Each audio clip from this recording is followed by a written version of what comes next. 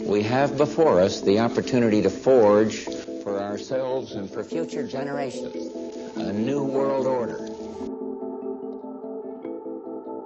This is Multipolarity, charting the rise of the new multipolar world order. Coming up this week. New research from Bloomberg says that Beijing is steering the Chinese economy away from the recent real estate boom and into high-tech manufacturing. It's a drive estimated to be worth 19% of GDP by 2026. Running the numbers, not only has China collapse theory once again proved false, the market may even have underpriced how much gas there is still in the tank. Meanwhile, the Francis Scott Key Bridge has collapsed, effectively blockading the Baltimore Port for a long time to come. The $80 billion in cargo and 140,000 jobs tied to it is bad enough. But the blow to US pride might turn out to be even worse. Across the country, infrastructure is crumbling, while replacing it is becoming ever more expensive. Finally, as the US Fed debt pile moves toward 100% of GDP, warnings are being sounded about an American Liz Truss moment. Trussification has become a byword for politicians being strung up by the bond markets. The only questions outstanding are, who exactly is the truss who is about to be strung up, and who is organizing the stringing? But first, Sino more. As listeners will know, much of the financial press in the West has been talking fairly consistently over the last 6 months or so about difficulties that the Chinese economy is having, that growth is not what it ought to be, that indeed the whole thing might be collapsing and coming to a halt. And yet news emerged, a little heralded, available for those who follow these things on Twitter from the correct accounts, that the New York Fed had undertaken analysis as to what would happen if a Chinese manufacturing surge took hold and what effect that would have on the US economy. And indeed, the Fed found that such a scenario would lead to inflation and require higher interest rates because of all of the raw materials that such a boom would take, and thus the increased commodities prices around the world. So if the press are saying that the Chinese economy is in serious trouble, why on earth is the New York Fed talking about, taking time to analyze the potential for a Chinese manufacturing boom? Well, the answer might have come from a Bloomberg report on some analysis from Bloomberg Economics, which is Bloomberg's kind of in-house macroeconomics and financial analysts team. And they found actually that what China is doing at the moment is it's trying to shift investment from the real estate sector, which by all accounts had become over-leveraged and over-invested, and move instead into a much higher productivity area, i.e. high-tech manufacturing. And this report by Bloomberg Economics found that, or estimated that by 2026, in just 2 years' time, manufacturing could, or higher-end manufacturing could account for 19% of GDP, which would be up from 14% this year, which is a huge growth in manufacturing when you consider the Chinese economy, even at these supposedly in serious trouble levels, is at 4, 5, 6% per annum. Now, the areas that they looked at in this report were medicine, advanced equipment, IT, communication equipment and services, as well as research and development, R&D. So these are areas which are, all very important for 21st century manufacturing. Bloomberg Economics believes that these will grow really significantly in terms of their size. And indeed, then a day or two after that, there was a longer report in the Financial Times, which discussed the fact that the Chinese are really pushing this. It's an actual policy to push investment away from housing and toward this new manufacturing, and that the technology and growth is leading not just to an increase in manufacturing, but also in productivity gains elsewhere. So we have said for a long time, I know producer Gavin doesn't like us patting ourselves on the back, but we've been saying for a long time that at the very least, the narrative in the Western press that the Chinese economy was somehow collapsing, that it was in serious trouble, that it was in terminal decline, that it had perhaps peaked as a growth story was strange, to say the least, because there wasn't much evidence in that. We were further arguing, in fact, that the supposed collapse in the housing market was probably a deliberate effort to take the juice out of that sector and move it toward more productive sectors. And indeed, now it seems that this is something that is in fact happening. We're now seeing a kind of a slow and belated recognition that this was the plan all along. Does this mean that the Chinese are all powerful, that they're all knowing, that there's some kind of super breed of highly intelligent people who can manage an economy? Well, no, not necessarily. But if you were looking at Chinese policy, that's exactly what that suggested would happen. And indeed, now we're getting recognition of that. And this is going to be the new growth model. It's going to be manufacturing. And specifically, it's going to be moving up the manufacturing chain.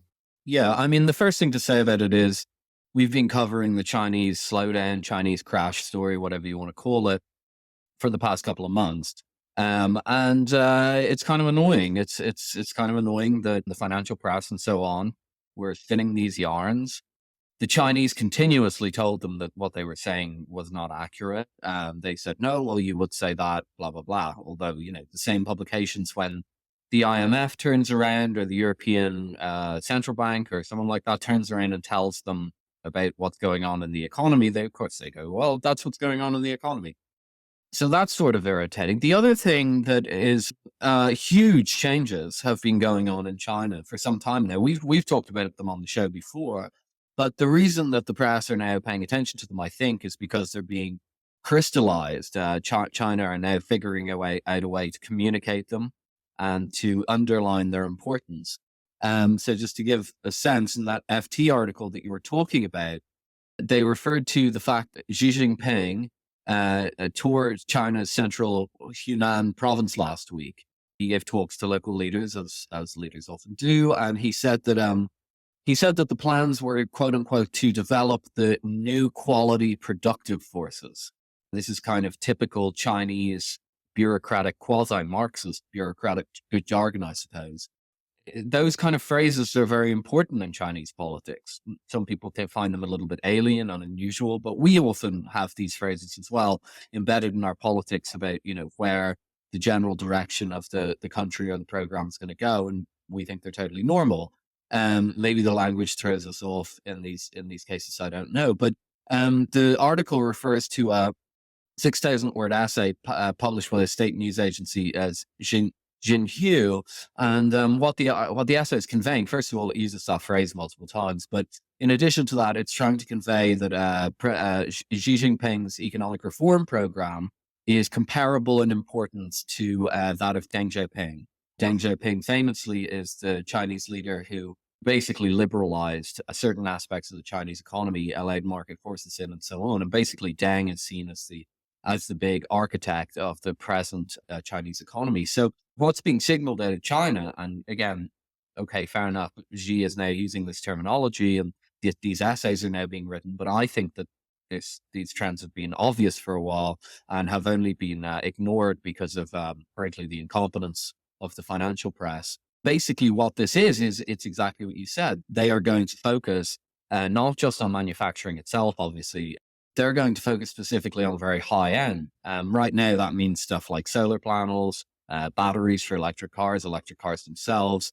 We can discuss that technology, whether it'll be viable in the future or so on. But the important aspect of it is basically that the general consensus at the moment is that together with AI, the electric car trend, I suppose, is going to be the future of the world. Now, maybe it is, maybe it isn't, but right now everyone believes that. So building those things is the tip of the technological sphere. It's a bit like iPhone or smartphone production maybe 10 years ago or 15 years ago. And China are trying to be the world leader in that industry. And frankly, it looks like they might be succeeding. So this is their new strategy. They no longer, as the article says, just want to copy technology. They no longer want to just catch up with the West. They want to compete the West. And this has been a long time coming, and it relates to a strategy where they're going to sell these new products. They may sell them to the West if we allow it. There was a headline in the FT today saying that the projection is, I think by next year, 25% of electric vehicles sold in Europe will be Chinese. They may not be allowed to do that. That may trigger a protectionist wave in Europe, which will have consequences for European competitiveness and for the European economy. But the point is that they are going to sell these where they can sell them. But their plan is, I think, that they can't really rely on the West anymore as a partner in relatively open trade. And so they are aiming at the developing world, and they want to sell these products to the developing world. And in doing so, sort of lift the developing world up, much like the United States did with a bombed out Europe after the Second World War. They sold us all those trucks and so on, lifted things up. Just before handing it back to you, I will highlight a little quote from this Financial Times article, because I think it's kind of indicative of the general direction of this debate as we move forward. Quote, "For this to work, China must expand its share of global manufacturing. That needs to be accommodated by the rest of the world. The rest of the world is unlikely to do that," end quote, says Michael Pettis, a finance professor at Peking University. Obviously, we've talked about Michael Pettis extensively before. Michael Pettis is the perma bear on China, who apparently now is not any longer calling for a big crash in the world economy. Rather, he is saying that the rest of the world is not going to absorb Chinese manufacturing products. Whether that is true or not, we will leave up in the air. I think it's pretty clear that the West may try and shut down these products, which will be detrimental to them. But the rest of the world, I think, will accept them. I just think it's interesting that Michael Pettis is clearly, being the arch China bear, got the message. He's got the message that we've been saying on the podcast for maybe 6 months, that all this slowdown stuff is rubbish, all this crash stuff is rubbish, and the real game that's being played right now is Chinese global market penetration with very high-end products. Yeah, I think the interesting thing about the manufacturing that they're going for and linking into that manufacturing strategy is that they're very much focused not on Europe and the United States, which have been their traditional markets, but on the global South, in inverted commas, those countries, those other countries in Southeast Asia, in Africa, in Central Asia, where, by the way, there was another Financial Times article recently showing that the Chinese are gaining extreme leverage in that part of the world in terms of their exports, but also places essentially everywhere that's not the West. And you've highlighted before that if you look at Chinese export destinations, the West and the non-West are pretty much even. In fact, the non-West is moving slightly ahead, and that's right now. As this strategy goes on, it'll move well ahead, one would have thought, and that achieves two things. First of all, it reduces China's reliance on the West in the event that the West tries to coerce China into doing what the US wants, to do what Washington wants. But in addition to that, it hooks the Chinese manufacturing story to a much faster growing part of the world. The US has been growing fairly rapidly recently, but only on the back of really extreme fiscal deficits. They've really been juicing the economy either through tax cuts in the Trump era or spending in the Biden era, both of which were unfunded. Western Europe is not growing quickly, whereas places like Africa, to a certain degree South America, certainly Central Asia and Southeast Asia are actually growing very quickly indeed. And the Chinese are kind of hooking themselves into that area and gaining dominance within those marketplaces. After that little bit of kind of positive spin, let's look at Michael Pettis's argument once again, and specifically as it relates to this story.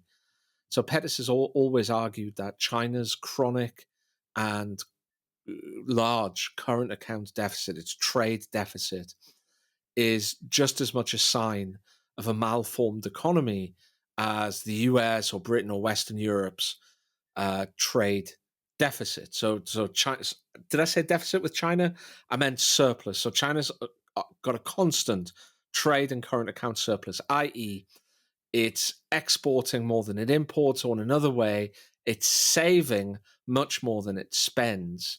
And that excess savings is pushed out onto the rest of the world.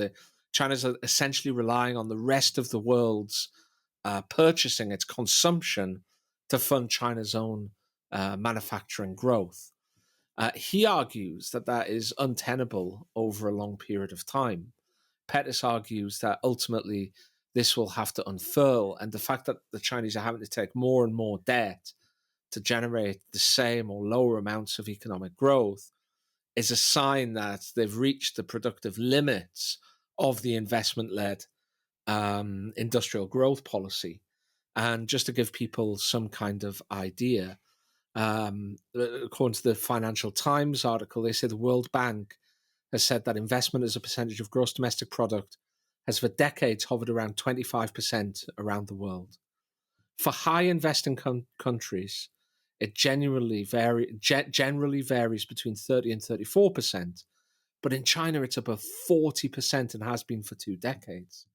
Now, Pettis argues that it doesn't matter whether this investment is going into something that's obviously had its day, like real estate, and isn't kind of super productive, or something, as he would say, much sexier, i.e., high-tech manufacturing. He said that doesn't matter. He said ultimately it's still excess investment and is not going to get the economic growth needed. The only thing that will do that is switching to more of rebalancing the economy to privilege consumption more, and thereby balance out their production with their consumption. He said that will be painful, but it will ultimately need to happen, and the longer the wait, the worse it will be. So he said it really doesn't matter if they're doing this. It's it's still a different version of the same failed model. What do you have to say to that, Philip Pilkington? I mean, it feels to me like the Chinese People's Liberation Army could park a tank in the front of Michael Pettis' house, and he would still say that the economy was going to collapse and the Chinese were going to lose. And so on. Like, the Chinese are taking over the world economy, guys. Like, wake up. Okay, they're not going to totally take over the world economy. Europe might protectionism. America might increase its tariffs and so on. That will have effects of its own. But China's taking over the world. This is the process of what the economist David P. Goldman calls the signification of the global south. That's exactly what's going on. David P. Goldman has been writing about this stuff for 8 years or 10 years or something. We've always had this kind of view that this was occurring. And Michael Pettis just stumbles, I hate to say it, from one argument to another. Oh, now the housing market's going to crash. Oh, now the high-tech manufacturing isn't going to be sold for some undefined reason. It's like he's got obsessed with a singular idea that the Chinese economy needs to be a consumption-led economy. He's got completely transfixed by that, and he just keeps following through with every development in the actual economy. At some point, the Chinese economy will probably have to become a consumption-led economy. That's just, as per capita income goes up and so on. But they keep hitting their growth targets. Their reach and influence keeps expanding in the world. And Michael Pettis is there looking at the PLA parked on his lawn and saying, no, the Chinese don't have any power. It's all about to collapse. Like, how long can you go on for? Can he go on for another 20 years of, say, 5% target growth hit every year and keep saying China's going to collapse? I don't know. Yeah, I would just say something about that. I mean, by definition, he is kind of right. I mean, they can't rely on external consumption forever. Otherwise, they will just, eventually the world runs out of consumption, right? Once they've taken over literally everything, in theory, it just expands and expands and expands until there's nothing else to take over, right? And then they'll have to consume something, right? But, with regard to this, I don't think it's beyond the realms of possibility that they have another, decade, 2 decades of this style of growth, simply because there's so much catch-up growth to be had in the world. And there's so much value that the Chinese can offer in terms of their manufactured goods. I'll give you one example. The Chinese have started selling electric cars in places in Africa for like under $10,000. Okay. Now, Africa's growing at a massive pace. It's, we're always seeing these, we're always seeing these reports about the economic growth of Africa, the potential growth, high levels of year-on-year GDP expansion, demographic growth. Well, could China hook itself into that? Could China provide telecommunications? Can it provide electricity? Can it provide cars? Can it provide batteries? Can it provide solar panels, which I assume would be like really good in Africa, where they have lots of sunshine near the equator and where they don't have existing national grids, where maybe distributed electricity production with solar panels would be good. Yeah, I can imagine that would work out well. As Africans, as Africa generates a middle class, would an electric vehicle that they can charge from their solar panels at home that costs $10,000 or whatever it is, would that go down well in the country? Yeah, I should imagine it would. I could imagine all these like rapid growth regions that if China works on highly productive, highly efficient manufacturing, they could just, as Goldman says, take over those markets. Essentially, they can essentially assimilate those markets into the Chinese economic sphere. And even if Pettis is right, by definition, a country cannot literally grow based on exogenous consumption forever. I mean, that's just that's just a fact. Okay, there's no arguing with that. I can imagine there being a kind of another leg of Chinese growth available based on their manufactured goods, especially if they start moving up the value chain as it seems that they're doing. And I think the Western press, after all of the kind of the end of China is nigh reporting, is perhaps catching up with that. At the moment, it's with headlines like, will Xi's manufacturing plan be enough to save the Chinese economy? In 6 months, it might be China is experiencing a manufacturing boom. I think that's how this is going to go. Can I just say really quickly, they're not going to change the people that they quote in the articles. They're completely locked into this little network of commentators and they won't look outside of it. David Goldman's been writing about this stuff for 10 or 15 years. He's got it completely right, doesn't get a look in. And by the way, he used to be a very senior person at Goldman Sachs. So, they don't want to see this. A bridge too far.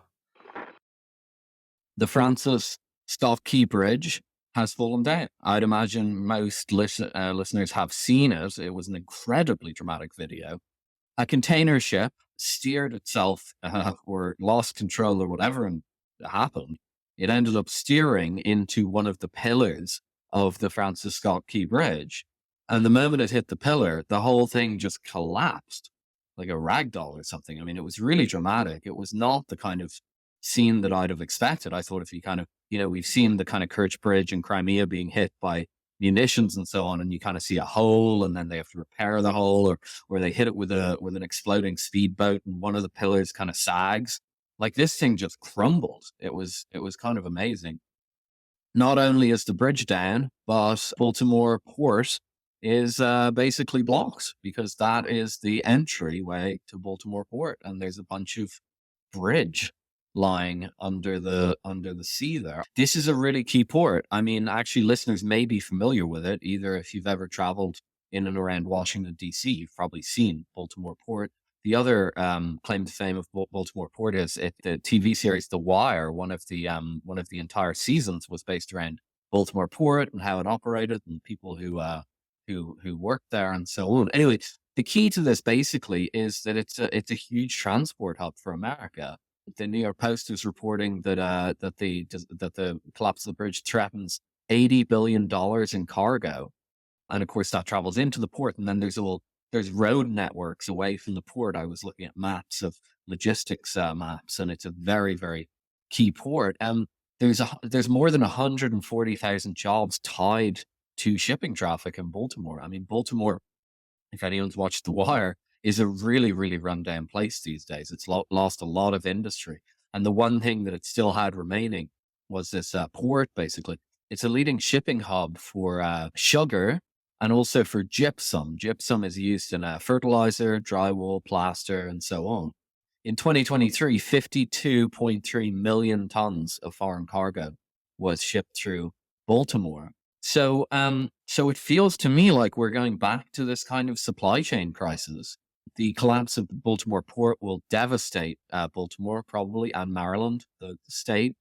One of my friends pointed out to me, he used to work in DC. It will probably give rise to an enormous surge in crime as well, and it'll put pressure on American prices, I'd assume, and that's just in the run up to an election. Also, the scene itself was very vivid. You know, it was very catastrophic. So it's certainly not good for Biden's election prospects. Just really quickly, in terms of fixing the bridge, just prior to this, only a few days ago, about last week, the House of Representatives in Maryland, obviously each state has its own House of Representatives who actually hold an awful lot of power. People are always looking at the federal level government, but actually the states largely run themselves in the US, and nobody outside the US pays attention to it. They were trying to put through a budget with some difficulty, a $63 billion budget for the next fiscal year.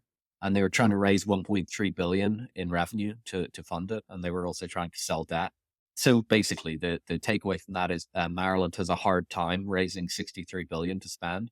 The bridge is probably going to cost 10 or 15 billion to fix. Now, Joe Biden has stepped in and pledged emergency federal dollars to fund the entire cost of the bridge. But reports are saying that it's a project that will take years. And if you've ever actually lived in a port city or a city in America with sea access, a lot of the stuff around the sea is very run down. They're not very good at repairing it. I don't know why exactly. They're far less. They seem to be far less competent at repairing their infrastructure, especially their core infrastructure, than we are in Europe. So Baltimore Bridge is probably going to be sunk for a while. I don't know how long it'll take to clear the debris and reopen the port, but we're probably talking weeks, I'd imagine. So huge impacts of this fairly tragic event. Yeah, I think there are three ways that this can have an effect, or an effect that's relevant to this podcast. The first is, as you said, inflation. My impression so far is that it is a very important port for the US, especially for the eastern seaboard. But in terms of things like containers, it's pretty small fry compared with ports farther up the coast. And while it is absolutely crucial for a few things like car exports, it's probably likely that these things will be able to be rerouted fairly quickly. So I can't imagine it having like a huge inflationary effect in the way that during the COVID lockdown, you saw these like huge queues of container ships outside the port of Los Angeles and other similar ports. However, this is just, this might not be a problem in and of itself in ordinary times, but these aren't ordinary times. You've got the Red Sea still heavily disrupted, if not essentially closed, especially for Western US, British, European, and Israeli ships. But you've also had recent issues with the Panama Canal as well. And these are, two of the most important maritime sea lanes in the world. And on top of that, in the US, if you have this, like, even if it's a relatively small effect, or even if it's limited within certain sectors, like, say, car parts or something like that, or gypsum, as you mentioned, then that might still, add to the inflationary snowball, if you like. It could still have an effect. I think the second point is politically how this will affect it. We are in an election year at the moment, and listeners will know I try to avoid US politics, and while I am skeptical about the true policy differences that Donald Trump will actually be able to undertake, as opposed to what he talks about. I think if you look at the 2016 election campaign and how he actually governed, there was a marked difference, and he governed in a much more orthodox manner than he ran for election. And I do wonder whether it's going to be the same this time, despite the terror and the fear of creeping fascism in America. But at the same time, we are in an election year. How can this? This is a really bad look. I mean, like you say, it's like it's difficult for me to kind of make these points at the moment, given I believe I'm right in saying there are 6 or 7 people who are missing, presumed dead, and you know, an entire bridge collapsing is a tragedy, especially when it leads to deaths. But it did come down like a box of matches, like it did come down like one of those, those matchstick sculptures or buildings that people make as a hobby, where you kind of pull one match away and the whole thing collapses, or like a house of cards where you pull one card away and the whole thing collapses. How long is it going to take the US to rebuild this sort of thing? Like, they don't have a really great record. I mean, we could be talking 2 or 3 years just to clear the channel and to do a feasibility study, right? To produce 800,000 pages of feasibility studies and EDI, EDI recommendations and all the rest of it. Or are they going to make a real effort to get this done quickly? This could have a real political effect in terms of the national presidential race. I think that's something that we need to look out for. And on that matter, I think it might have an effect on, not a big effect, again, like inflation, but another small effect on American prestige. We're all used to seeing these videos of the Chinese, building a bridge in a day, right? Now, obviously, this is a much more complicated structure. You can't just build that in a day. But if this drags on for years, if we hit like 2030 and the Baltimore Bridge still isn't rebuilt, that's a kind of blow to prestige. That's a kind of blow to how things are looking. And given the other blows to prestige the Americans are facing at the moment, again, that might be an issue. If a city like Baltimore, which was already down at its heel a little bit, and one of the more deprived and sometimes even depraved areas of the US, if that goes even further down in its economic struggles, so close to Washington, and they can't get their act together in terms of rebuilding the bridge, that could be an issue as well. So I think in terms of inflation, I think in terms of its political effect, and in terms of global prestige, this could have a small but significant enough to pay attention to effect on the US. Trust the plan. So the Congressional Budget Office in the United States, the head of it, Philip Swagel, I think is his name, has said that the US could face a Liz Truss-style market shock as debt soars. Swagel is referring to the fact that US debt is now kind of running out of control. It has been for a while. The deficit's been enormous. We talk about it a lot on the show. Why is this getting attention now? I think because of a silent split within the Democratic Party. I'll get back to that in a moment. But Swagel is just pointing at the obvious, really. According to the CBO, the US's federal debt pile amounted to $26.2 trillion, or 97% of gross domestic product at the end of last year. So they're closing in on 100% of GDP. Funnily enough, the report on this in the Financial Times blames it on the tax cuts by Donald Trump. I'm sure the tax cuts by Donald Trump increased the deficit, no doubt about that. But really the big increase in the deficit has been the Inflation Reduction Act by the Biden administration. They obviously don't want to talk about that because it's an election year, and we all have a certain way, apparently, even if most of the readers of this newspaper are in Europe and they don't actually vote. So what is really driving this? Because it's been, it's been fairly obvious for fairly long. Well, let's talk about the debt and the deficit first, and then move on to why the narrative is starting to shift on this. So what's caused the increase in the deficit? Well, deficits and debt have increased since the 2008 financial crisis, just kind of structurally. The economies haven't been as strong. The Keynesian response, the ARA stimulus, the American Recovery and Reinvestment Act, passed under Obama, made it very normal to prop up the US economy using fiscal expenditure.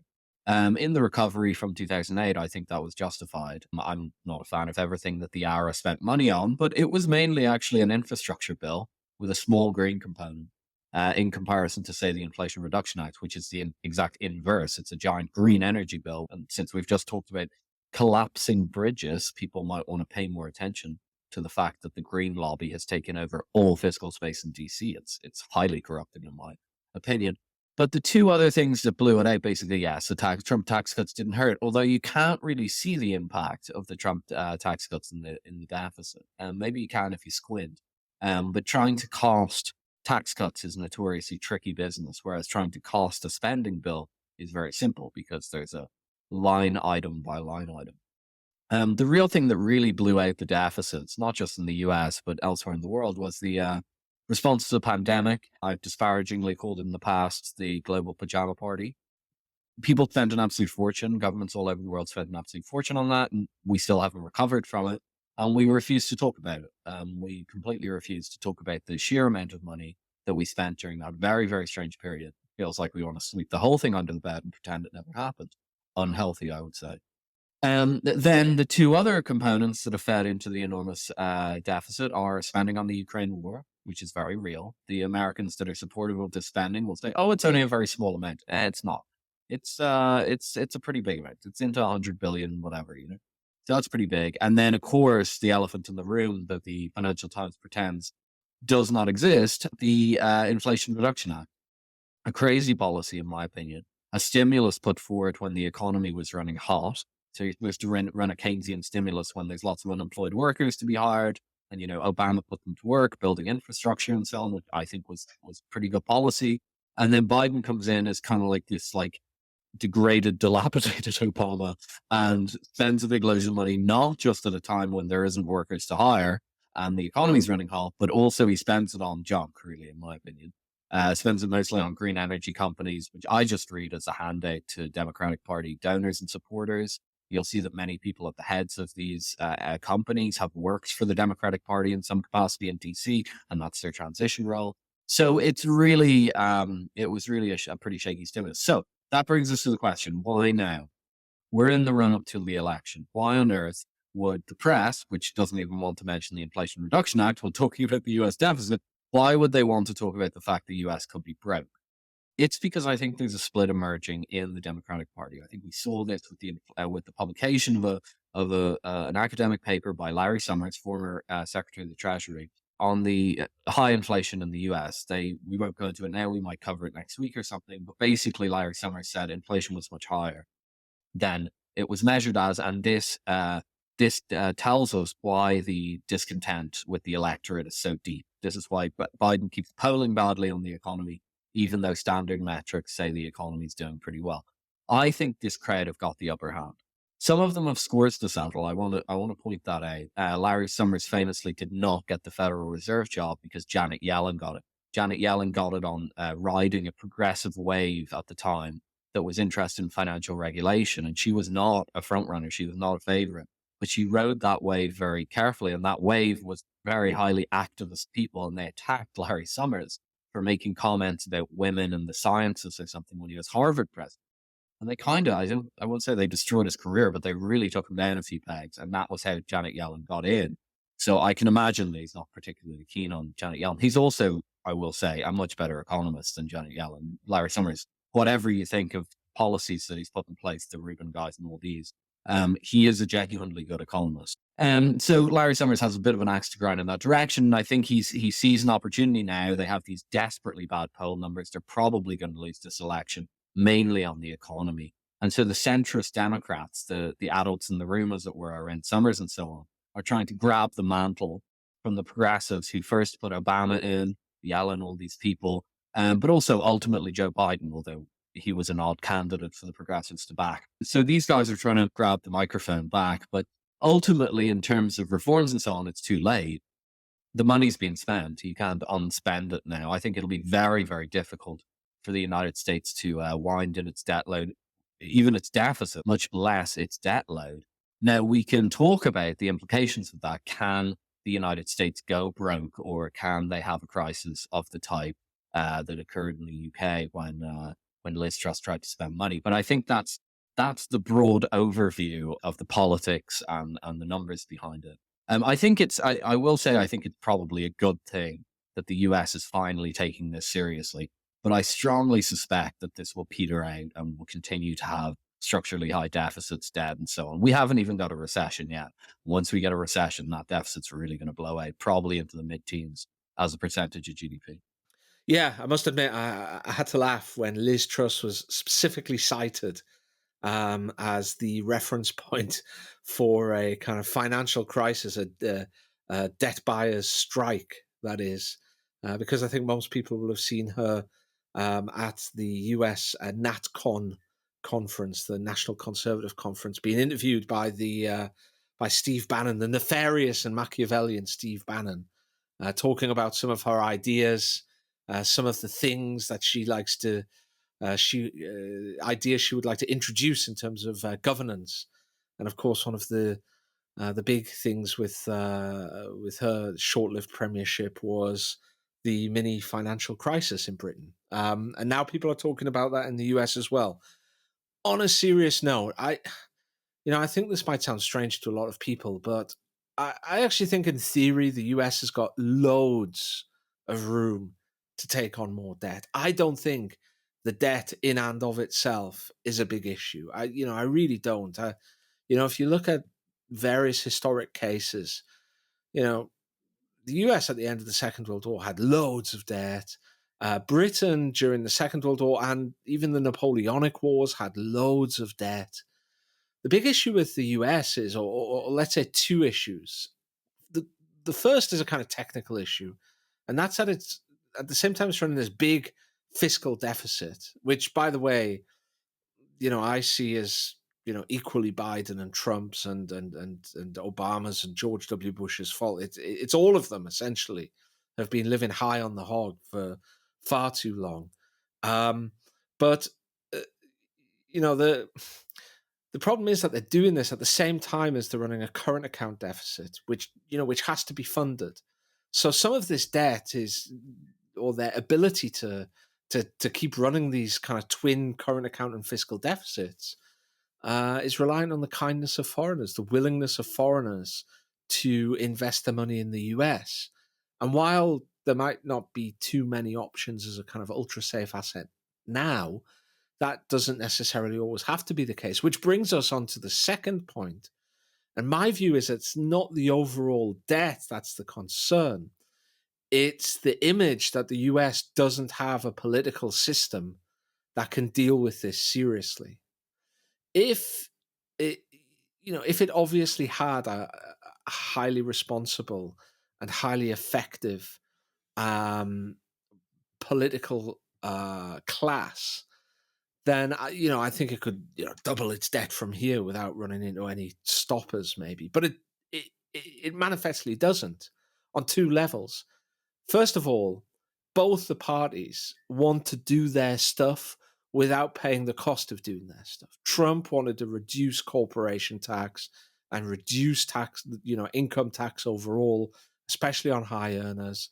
And he wasn't willing, or the Republican Congress, I guess, at least, was not willing to cut spending at a commensurate level. They weren't willing to take the political hit from that. Equally, Biden has splurged enormous amounts of money on his Inflation Reduction Act and also aid to Ukraine. I mean, by the way, people think it's not that much we're sending to Ukraine. It's more in inflation adjusted levels. It's more than the US gave to the Soviet Union during the entirety of the Second World War and the Lend-Lease Act during the Second World War. And the combined amount that Europe and the US have sent, of which the US has taken the lead, is more than the Marshall Plan that reconstructed Europe at the end of the Second World War in inflation, adjusted terms. So people who say it's not much, no, sorry, it is a large amount, a massive amount. But really, the Inflation Reduction Act and Ukraine, and Biden hasn't been willing to raise taxes at a commensurate amount or cut spending elsewhere at a commensurate amount. And it's manifestly obvious that both sides are willing to act in this relatively irresponsible way. But the most concerning thing in terms of political risk in the US at the moment is the willingness of both sides to pay a chicken with the federal debt ceiling and the federal budget and to shut down the federal government. It's like, not only are they acting in a fiscally profligate way, a kind of the way that the kind of the Peronist governments traditionally acted in Argentina, but in addition to that, they're acting in a way that is really quite worrying in terms of their willingness to play chicken with the entire financial system, the entire American economy, these constant standoffs over the lockdown, the fact they never pass a proper budget, they just pass these kind of continuing bills for 6 months. This is not a sign of political common sense, and I think that's really what it is, which is going to start putting the brakes on the US in terms of its debt.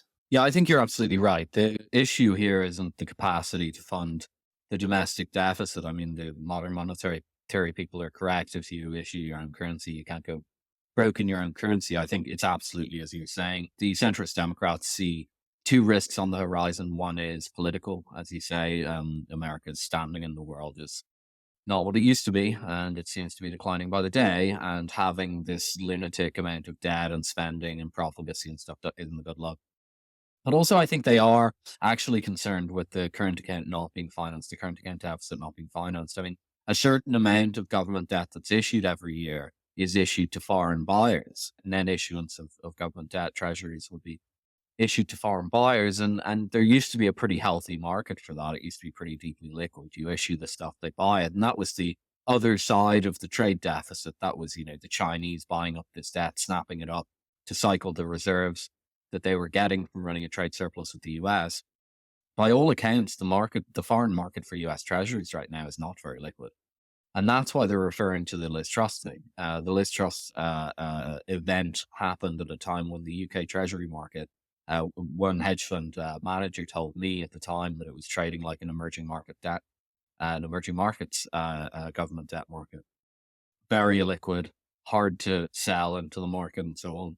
And I think the US is starting to feel some of these pressures. Reports suggest that this is probably the beginning of de-dollarization, the reason that this is occurring. While people aren't en masse switching out of the dollar, although that is happening to some extent, but while we haven't seen that, they're not buying dollars at the margin, let's put it that way. So they're not currently saying we need to shift all our assets out of the dollar. That's what everyone's watching. The reality is, if you see an illiquid foreign market for US Treasury debt, that's the beginning of de-dollarization, where they go, well, we may not switch our entire asset pool, but we're certainly not taking more of that asset. And so I think the smarter people like Larry Summers, who is very, very well connected on Wall Street in Goldman Sachs and JP Morgan and the investment banks, he'll be told this. He'll have the same information on this that we have, because he's a smart guy and he's well connected and so on. So people will tell him about this illiquidity. He'll know that there's this talk of de-dollarization in the air, and he'll put two and two together. Now, they won't say that explicitly. This would be a bad idea if I was him. I wouldn't say it explicitly either. But they know this. They know this in their bones. And so I think what they're really saying is we could be facing a world where the rest of the world doesn't accept this dollar debt anymore. That may be developing as we speak. We may get there by 2030. We need to get our fiscal house in order. But, as you laid out there with the, both sides willing to be reckless and so on, no appetite for reform, fantasy thinking, people not really thinking in terms of the economy, all this kind of like thinking in terms of messaging and what makes the poll numbers go up and what makes them go down. I don't see anything on the horizon of the US reining in its debt load. So it probably will be that the foreign markets have to put an end to this. And what that will mean, just in concrete terms, is a decline in the value of the dollar, a decline in purchasing power by American citizens, and a rise in standard of living. So you won't have access to the cheaper Chinese goods anymore, the cheaper Vietnamese goods at those prices. It'll be at an elevated price. So I think that's where we're moving. I hope that more sensible people like Larry Summers and so on do get more influence and convince people to tamp this down and rein in a new kind of sense of responsible government in Washington, D.C. But would anyone really bet on that? We have the November election coming up. Would it really be a good idea to put $10 on the table and say by 2030, America's going to have this extremely cohesive, responsible governing class and all the tensions will melt away? No, probably not. And so these warnings are probably warnings that will be written in the future into a history book.